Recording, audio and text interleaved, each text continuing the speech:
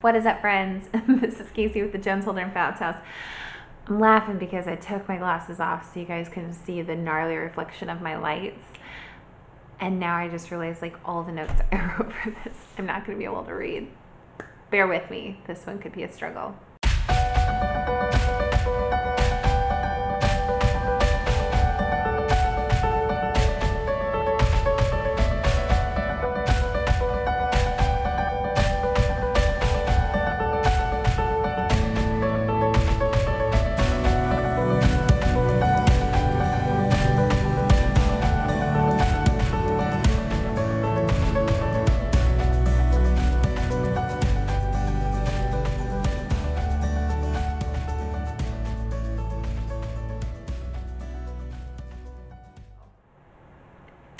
So today I wanted to talk to you guys about something that I've mentioned in the past, and some of you have asked, what is alpha gal? So today I'm going to tell you, ta-da, I am an alpha gal.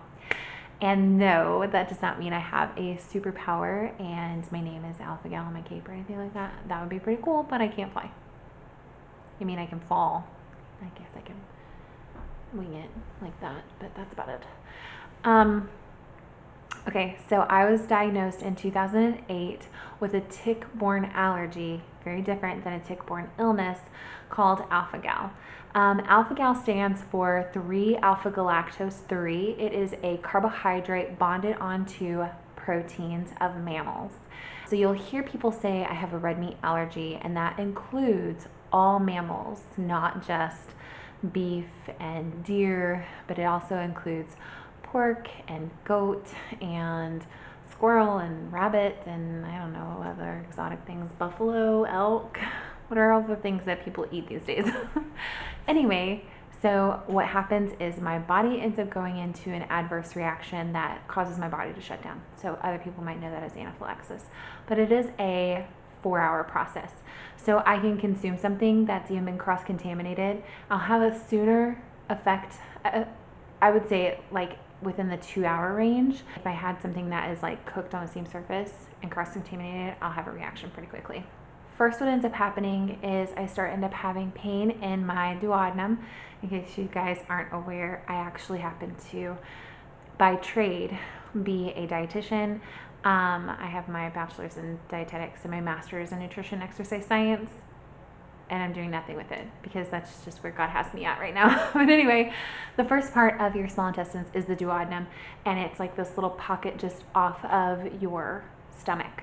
And that is where the food has been broken down to the smallest of that molecule and why it's able to have a reaction there. It does take me 3 to 4 hours to start experiencing reaction time. That means that I'll have pain, sometimes I'm vomiting, I'm covered in hives, and I start having swelling of any kind of abrasions, bruises, as well as my ears turn purple, swell shut, my lips, they become massive, like bigger than Angelina Jolie's lips, but then they flip and they split. My eyes will swell shut. I'm literally covered in hives from my head to my toe. But at first it's like my trunk and neck and underarm area that seems to have the quickest, I guess, visual of hives. My whole body is itching, but that's where my hives will first show up. When I was diagnosed with this in 2008, I actually had to go through 4 very traumatic experiences before properly diagnosed. But what I'm super, super grateful for is the cost of EpiPens have gone down immensely, because when I first started buying EpiPens, they were almost $400. And then they got up as high as, I think my highest was $668 is what I paid for my highest EpiPens. And this last time that I went in and got my EpiPens for this year, they were $48. So it was so happy. So happy. So as I said earlier, alpha-gal is a tick-borne allergy, and this tick is known as the Lone Star tick, and it actually originates in Australia. It has been migrating northwards for quite some time. I actually had a professor in college tell me that he had alpha-gal just shortly after I had been diagnosed, and he let me know that he had had it for 13 years prior to my diagnosis. So he will be like, he's had alpha-gal for 25 years. he got alpha-gal while studying the Puepacha Indian tribe in Michoacan, Mexico. So that's where he had first been bitten by a tick, and it's just kind of progressed its way even more north. Disclaimer, just because it's called the Lone Star tick does not mean that it originated in Texas. Like I said, this tick came from Australia, which is pretty fascinating to see how it's migrated. Obviously, it's been transported to us through cargo, through tourism. I don't know. What are all the other ways we get things from Australia? P.S. Are they not the coolest accent in the whole wide world? Love that. So what does this mean? Alpha-gal means that I cannot have any kind of proteins that are mammal. So you'll hear people say I have a red meat allergy, and those kind of allergies, I mean, like it is red meat, but like I eat duck just fine. But duck is a fowl. It's a bird. So I don't have a reaction because it's not a mammal. So it's not really the color of the meat that matters. It is the carbohydrate that is bonded to the protein that makes it a mammal. If any of you are nutritionists, dietitians, or food scientists, if you'll think about it like this, the molecule, the carbohydrate, is 3-alpha galactose 3. We're talking about a sugar here, a galactose sugar. And the only creatures in the world that have galactose have lactose. And the only creatures in the world that make milk, lactose, are mammals. Isn't that interesting? Okay, so maybe I'm the only one that geeks out over that kind of stuff. But anyway, so I have had this allergy now for 12 years. My official diagnosis date was like June 26, 2008. So it will be 13 years next spring. So I've kind of gotten used to our lifestyle. It's been a journey, let me tell you. I have a lot of problems with cross-contamination, so we don't eat out a whole lot. And when we do, we're very careful about the location, and they are completely aware of my food allergy before we place the order. I realize that several of you who might be watching might already be like chicken lovers, and that's totally cool. That's fine by me.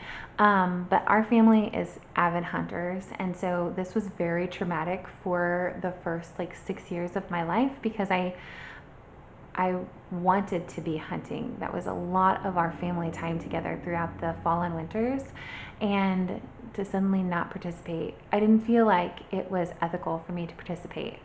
I wasn't going to be cooking it for my family because I have an issue with it being cooked on the skillets, and then me, even after washing it, would cook something that I could eat later and have a reaction because it was cooked into the skillet surface.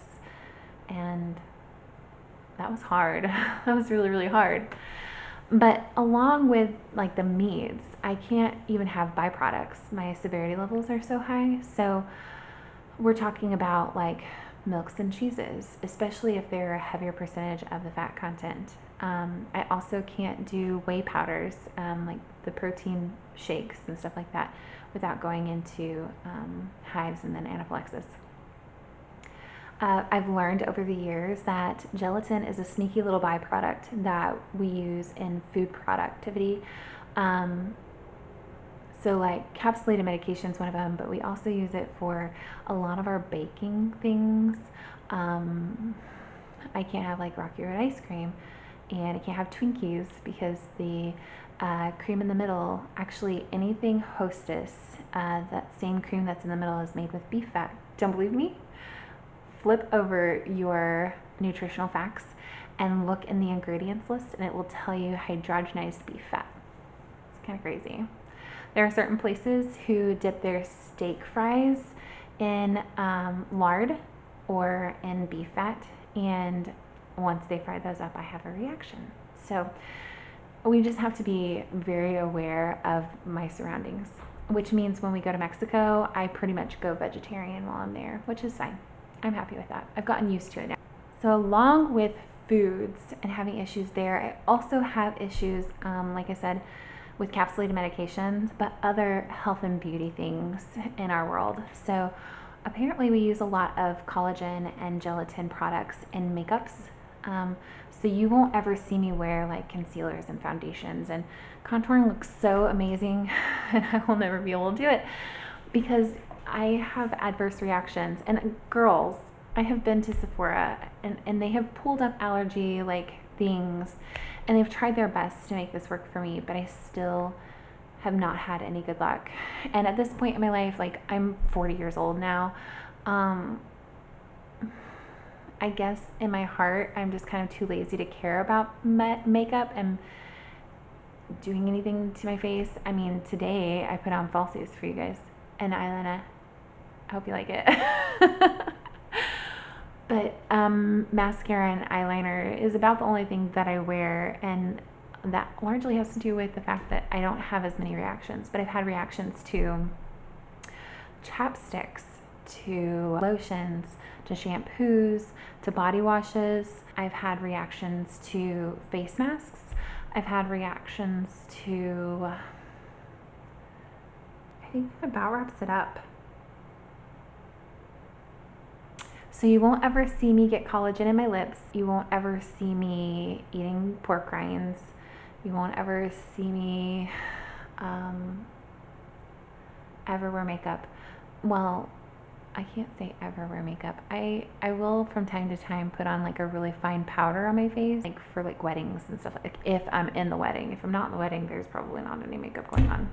Just saying. Some of you might actually be asking, okay Casey, so if you can't have beef and pork, if you can't have venison, deer, if you can't have elk and all those good things, like what can you eat? Well, for the rest of us in the world, that would leave chicken and turkey and fish and shrimp.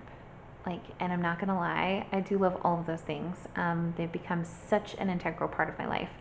So anything that had ground beef, I use ground turkey for. Even when it comes to making like tenderloin or roast, there's tons of stuff out there that actually is really, really good.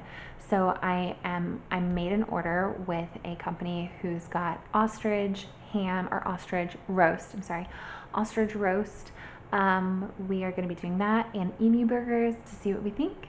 And then I'm also a huge on chicken. We probably eat chicken 3 times a week. I definitely have one day a week where we're eating fish or shrimp. And then I also, on my calendar of meal planning, always have a vegetarian day. And it's just, my kids are so used to it.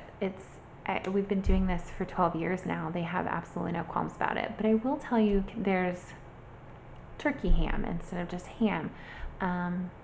It is doable. Like we're surviving and thriving just fine without having red meat.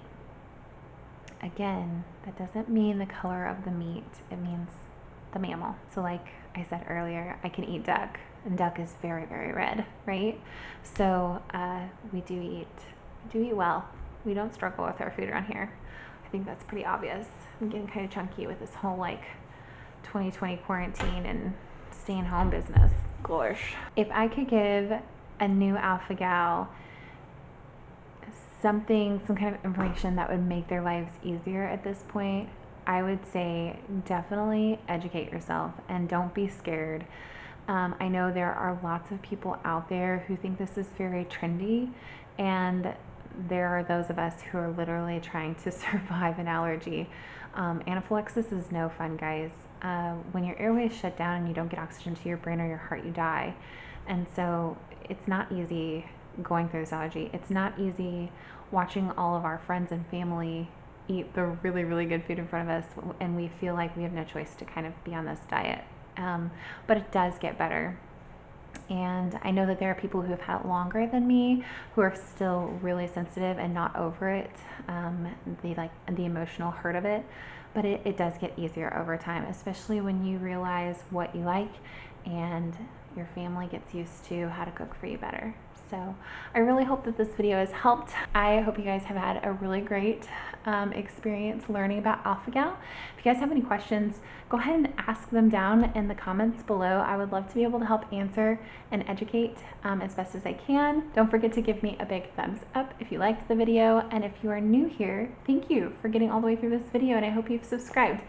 This channel is not always about allergies. All right, guys, again, I want to just wish you blessings. God bless. Take care.